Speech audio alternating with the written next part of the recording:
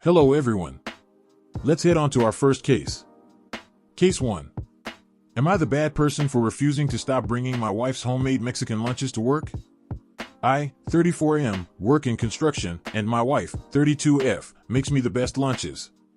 She's an amazing cook, and every morning she wakes up at 4 a.m. and cooks me or packs me something fresh, things like birria, tamales, pozole, or sometimes just tacos with homemade tortillas. She even includes fresh salsa and agua fresca or horchata. I'm not trying to brag, but my lunchbox is like a 5-star meal compared to the gas station burritos most of the guys bring. Lately, though, a few of my coworkers have been giving me crap about it. It started as harmless jokes like, "Dang, you bringing a whole restaurant today?" or "What's next? A piñata?" I laughed it off at first because whatever, guys will be guys. But then Rick, 40SM, started acting like my lunches were a personal offense. He's one of those dudes who eats microwave burgers and calls it a day. Last week, I heated up some mole with rice, and he made a big deal about how it stank up the break room. It didn't even smell bad, just rich and spicy. Then he said it's kinda rude to bring in such strong-smelling food when people are trying to eat their sandwiches. I pointed out that plenty of guys bring fish or those nasty instant noodles, but apparently, my food is where he draws the line. Another guy actually asked if my wife could send a little extra next time if he paid because it looked so good. I joked that she's not running a catering business, but I'll ask her. But now Rick's been saying I'm showing off and that I think I'm better than everyone else. I honestly just love my wife's cooking and don't want to waste money on soggy gas station burritos. My boss hasn't said anything, and a couple of the guys told me to ignore Rick. But the tension's been awkward. My wife heard about it and felt bad, even suggesting she could pack me less smelly lunches like sandwiches. I told her absolutely not. Her cooking is one of the best parts of my day and probably the only thing that keeps me going day after day, breaking my back working 12-8 shifts. But now I'm wondering AITA for standing my ground? On one hand, I don't want to eat boring lunches when I can have my queen cook me amazing food every morning, but on the other hand, I also don't want any drama at work. I spend half my day at work. Most of it if we don't count the time I sleep, and I guess I just don't want to be spending my time in an awkward, tension-filled environment. What do you guys think? Lay down your ruling in the comments section and let's move on to our next story. Case 2. Am I the bad person for telling my sister and her neighbor to stop convincing my husband into therapy otherwise we'll leave? I am 27F, and I have been married to my husband, 28M, from past 3 years. We grew up together and even went to the same school and college. We started dating when we turned 15. My husband and I moved temporarily in my parents' home. My mom is extremely sick, so she asked me to stay with her for a month or two, so I started living with her. My sister, 24F, lives with my parents and she's being a pain in my butt as well along with their neighbor. This neighbor is very close to my parents and visits every day and spends time with my mom and sister, which I am grateful of, but I don't appreciate how she's butting in my relationship. My husband is a bit rude or appears as one. He doesn't like people and minds his own business. He's kinda angry all the time but doesn't show it. He doesn't like talking about it with others except me. He's the type of guy that if a family member needed his help, he'll be the first one to show up. My husband is quiet all the time and only talks to strangers if they initiate the conversation, otherwise he'll focus on his work. He's a workaholic, but the neighbor keeps trying to talk to him. At first she would just initiate small talks, which my husband hates but tolerated, but then she tried to convince him to go to therapy and said that her cousin is a therapist. My husband refused, but she kept bringing it up every day and tried to convince him. After a few days, when he had enough, he told her that he appreciates her concern but she should stay out of his life as it's none of her concern. My husband told me that he's tired of this and he's only staying with us because I and his mill asked him, and he doesn't want his mill to get involved, so either I stop this or he'll go back home. So I told her to stop asking or convincing my husband into therapy or whatever, and she said that she's just trying to help me and my husband. Maybe my husband needs help cause the way he's acting is like an abuser, and asked me if I am okay. Even my sister joined her and said that my husband's behavior is concerning and maybe I should do something about it. I got a bit angry after hearing them and told them that they should stay out of our lives, otherwise we will leave right away and go back to our home. My husband and my stance is that we are here to cheer my mother up, which is why we aren't involving her into this, but if they don't stop we will leave. Both of them said that they'll stop interfering in my marriage, and I was rude to them when they just wanted to help me. Am I the asshole?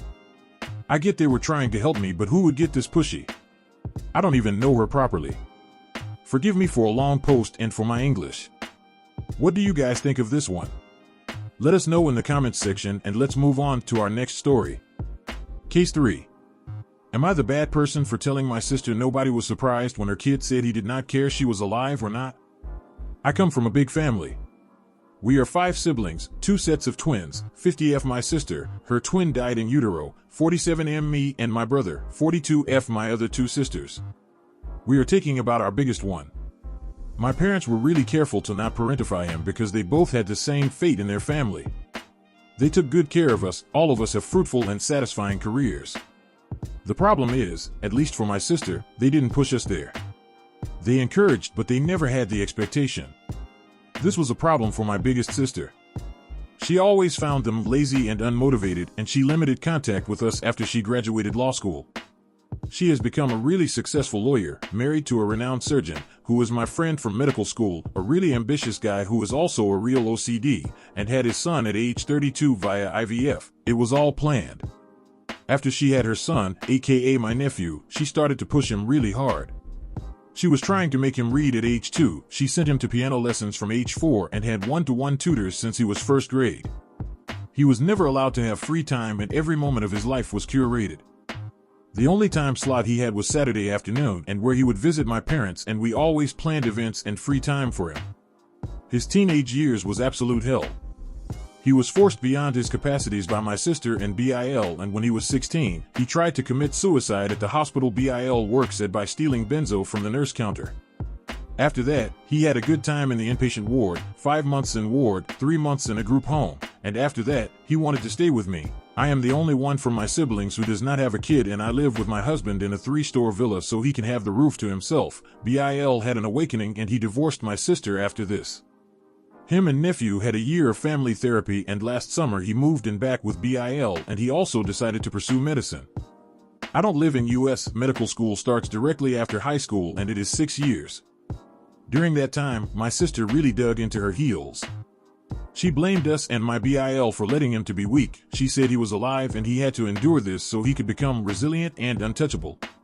She said in the court, "I don't care, he feels bad, this is life, you either climb the ladder or you fall down. If he fell down, there is nothing we can do, life goes on." I never saw someone to look with pure anger like the head judge, and he said, "You are a really successful lawyer, I should give you that, but you are really a terrible person and a being that can't be called a parent." And turned to my BIL and said, "You need help, a lot of help." Last January, my sister had a mini stroke, TIA, and she genuinely started to think about her life, as I understood from my brother, who is the only one of us that checks up on her, and last week, she tried to reach to my nephew, but he directly said he did not care she was alive or not. When she tried to talk to me about that, I briefly said, "What were you expecting, sis?" and closed the call. Now all of the family calls me an AH and they think I should have supported her. Can't wrap my head around that story. What do you think? Who is in the wrong there? Let us know down in the comments section, and let's move on to our last case. Case 4. Am I the bad person for saying I'm an only child after being rejected by both sets of siblings?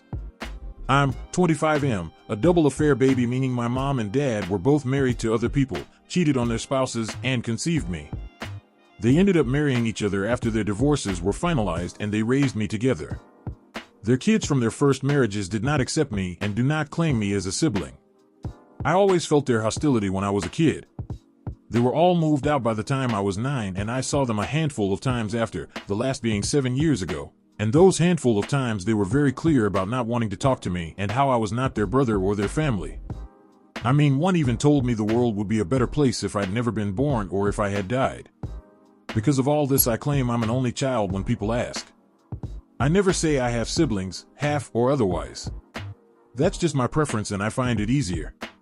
Plus, I only have siblings through genetics, not through a bond or anything else.